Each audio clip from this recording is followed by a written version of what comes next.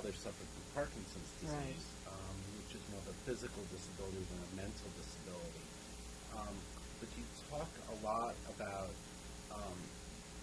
caregivers empowering people with incapacities and helping them make decisions in their own lives. Can you talk a little bit more about that? Yes. Well, I mean, even with someone who has a physical incapacity, that doesn't mean they can't do something. You know, there are wonderful resources, physical things that you can actually buy to help people who are disabled to stay empowered in their life. But one of the things you want to do is to make that person feel included is to look at their choices and what you're choosing for them from their perspective. So what brings them happiness? What makes their day harder? The more you look at how their experience is, the more you can take better care of them. Now, of course, we've already talked about including them in decisions that they're safe to make, but there are other things you can do as well, that where you're not trying to control everything about them. I see oftentimes where a spouse will start dominating that loved one because they're so afraid. Oh, don't sit there, sit on this chair. Oh, don't. It's like, why does it matter where they sit? You know, it's just a chair, unless they're going to fall off of it. Well, of course, then protect them. But the more we cannot fight about all the little stuff, let them have voice and choice about everything they can, and then just step in for the big stuff.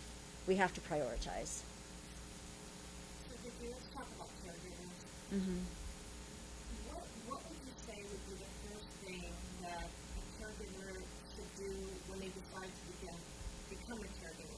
But as we all know, not all of us make that decision. Sometimes it just falls on our shoulders unexpectedly. But what is the first thing we should be doing? The first thing we have to do is build a team. That's where I completely failed when I took care of all those loved ones for all those years. I mean, it was so exhausting. By the end of it, I just wanted to lay down and not get up. I didn't build a team. At the very end, I'm like, oh, I should get help. Do it from the day one. Start partnering with your doctors. Partner with your family if that's possible. Reach out and find out what resources are available. One of the ways you build a good team is to educate yourself about the options, not only in your community, but online. Go to trusted websites like eCare Diary. It's wonderful because you not only do the caregiver issues, it's other products that would work for your loved one, etc. Find places you can turn to, because then when you need it, it'll be available. You don't want to be in the crisis and then try to figure it out. So, you talk about in the book, there's a chapter when our hearts stand alone. I think all of us can relate to being too emotional and too close to the situation. And you talk about something very interesting, which is called the least worst decision.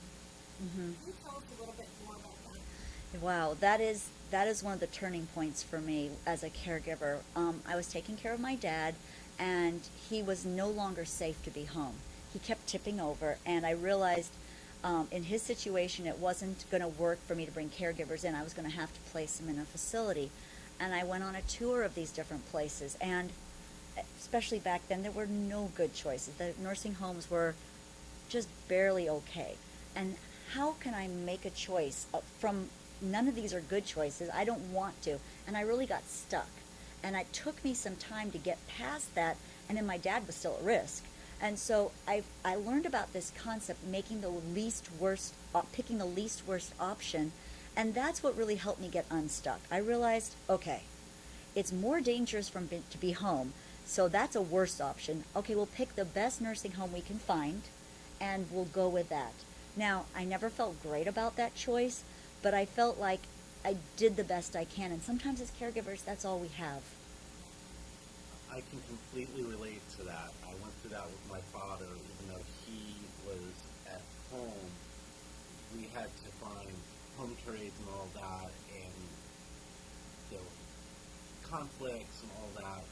And there was a lot of times you just had to do the best you could. It was the least worst. So I can totally relate to that.